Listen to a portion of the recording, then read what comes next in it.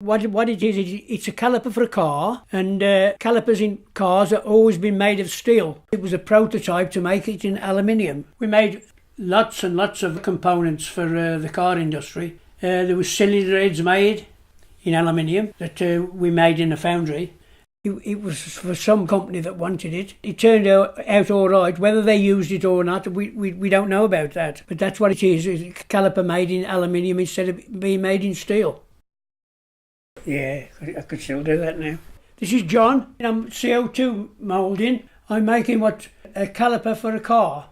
I was a foreman down in Aston, a little foundry in Aston, a brass foundry, where they made all these brass ornaments, door knockers, animals, different statues, candlesticks, and I was there for about 12 years, probably 12 years, and then went into liquidation. It closed up. In them days you had to try and find another job, and all you need to do was walk into a foundry and ask if there's a job, and they used to say, yes, start tomorrow. Bring your P45 in and start tomorrow. Yeah, and then I moved down to the Samuel Castings where I are now. And there was probably about 200 working there. They had a die casting shop, a foundry.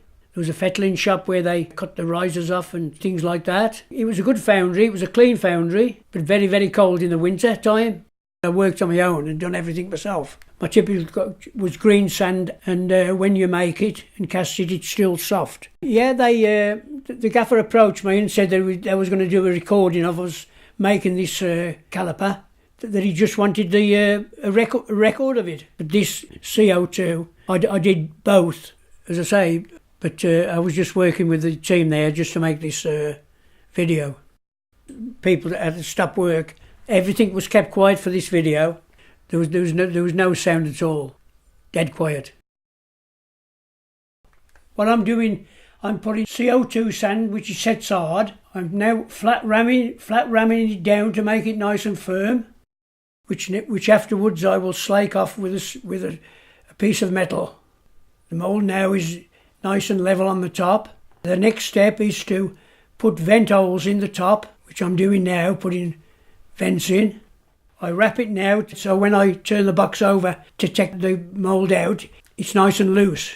I'll make the bottom part of the mould exactly the same. That's done now. Now the mould is ready for gassing. I now turn the gas on and put the gas pipes down the vent hole, where when it's with the CO2 gas, it goes very, very hard. Doesn't take long, a few minutes, that's all it takes. That's done now. I turn the gas off, take the pipes out, put a little bit of sand down the holes which I created. It is slaked off again, top of the mould, to make it nice and level. Using a board is I'm going to turn the moulds out of the boxes. Now I'll take the box off the mould.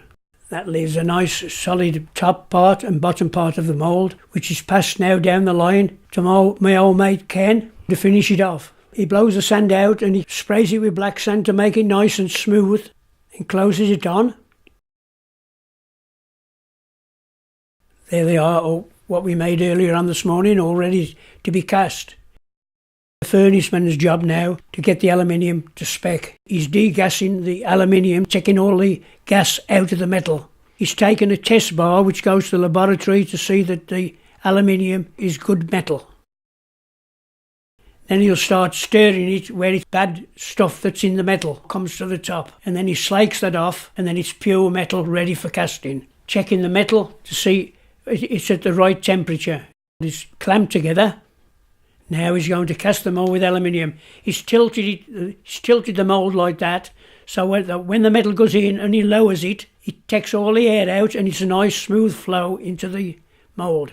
It's clamped like that so that when he's pouring the metal in, the two halves don't come apart, and that's the casting finished.